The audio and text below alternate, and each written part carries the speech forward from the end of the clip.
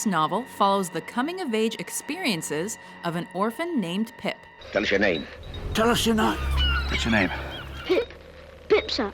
Welcome to WatchMojo.com, and in this installment of Mojo Notes, we'll be counting down 10 things you should know about Charles Dickens' Great Expectations.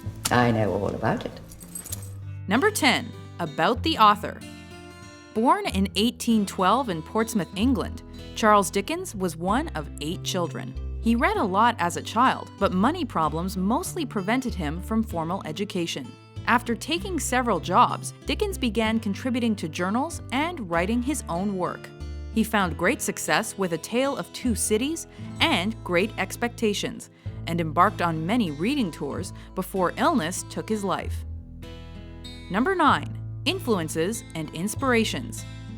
This Victorian novel was first published in parts in the magazine All the Year Round between 1860 and 1862.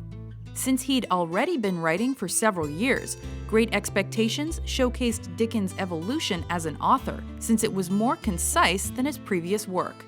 Composed in the first person and in an autobiographical style, it also contains lots of imagery and interesting twists. I've been informed by a person named Abel Magwitch that he is the benefactor so long unknown to me.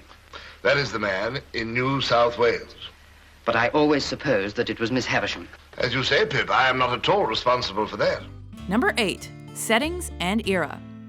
Great Expectations is set in the areas of England known as London and Kent during the first half of the 19th century.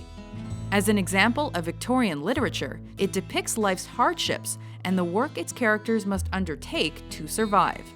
By following the main character's growth from a youth to an adult, the novel reveals the interests of Dickens and the people of his time. Number 7. Plot. You are adopted by a mysterious benefactor. Yes, Miss Havisham. The story is narrated by Pip, who recounts his growth from a 6-year-old orphan to an adult. After an encounter with a convict named Abel Magwitch, Pip falls in love with the adopted daughter of wealthy old Miss Havisham. His lack of wealth prevents him from being worthy of Estella's hand until a lawyer named Mr. Jaggers informs him of a mysterious benefactor. I'm here to inform you that he has great expectations. He has come into a handsome fortune. There are conditions, of course. The name of the liberal benefactor remain a profound secret. Pip becomes a gentleman, but is forced to help that long-ago convict when it's revealed that Magwitch is his benefactor. After losing his fortune, Pip goes back to work and is eventually reunited with Estella. Number 6. The protagonist, Pip. After losing both parents, Pip is raised by his angry older sister and her gentle husband. Oh, your sister's been out a dozen times looking for you. Now listen, she's on the rampage and she's got Tickler with her. Now, I'll do what I can, but you best get in there behind the door. He's a sensitive and frightened child, but still manages to feel sorry for the convict he meets. Glad you enjoy the pie. Oh, thank you, my boy, I do. Though he loses his childlike innocence after meeting the mean Miss Havisham and snobby Estella, this doesn't stop him from falling in love. What do you think? I think she's very proud. Anything else? I think she's very pretty.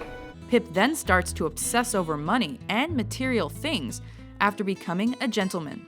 He eventually learns the error of his ways and becomes compassionate and forgiving, while also realizing the value of hard work. Number 5. Estella. Do you wish to see Miss Havisham? If Miss Havisham wishes to see She me... don't. Come along, boy. Estella is the beautiful adopted daughter of the rich old spinster Miss Havisham. Though she grows up without knowing who her real parents are, Pip later discovers she's the child of Abel Magwitch and Mr. Jaggers' housekeeper, Molly. If Estella were to discover that her father is a convict, her mother a murderess, would she thank you, do you think? Thanks to Miss Havisham, she's brought up to look down upon Pip and will not return his or any other boy's love. These are sentiments. Emotions that I am unable to comprehend. When you say you loved me, I understand it as a form of words, but it touches nothing. Here. She's eventually changed by the passage of time and her experiences, which brings Pip back into her life. Number 4. Other characters: Miss Havisham, the convict also known as Abel Magwitch, and Compeyson. When they lay me dead, in my bride's dress, on the prize table, the curse will be finished on him. As a result of being mistreated by men in the past, Miss Havisham makes it her life's mission to seek vengeance on all men. But he's a common neighboring boy. You can break his heart. Though he's a criminal, Abel Magwitch is a good guy at heart. The hard worker acts as a father figure to Pip and provides him with the funds to become a gentleman.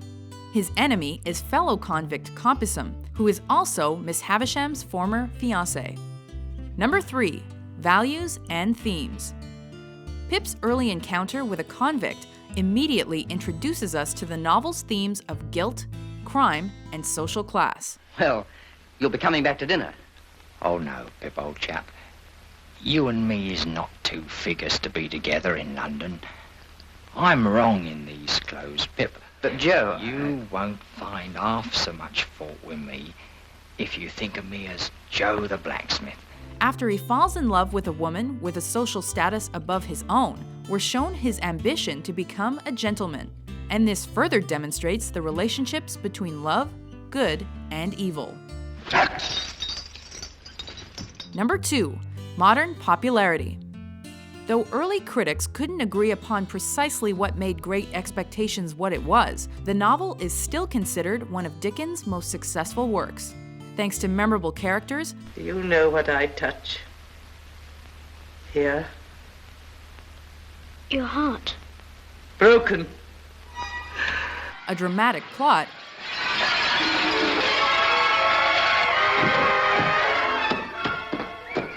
Elements of humor. Forgive me, Herbert. And more. I'm content to have seen my boy and to take my chance. Number 1. Adaptations. Great Expectations has been used to create many works of art, ranging from books, musicals, stage productions, and screen adaptations. Though Anthony Hopkins, Ethan Hawke, and Ralph Fiennes have participated in productions inspired by the novel, it's 1946's Great Expectations film that won 2 Oscars and is considered the definitive movie version. Don't loiter, boy.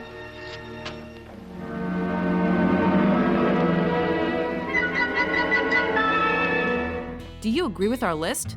What are your favorite pieces of Great Expectations trivia? Be sure to subscribe to WatchMojo.com for more informative top 10s. I like that. Yeah, I like that.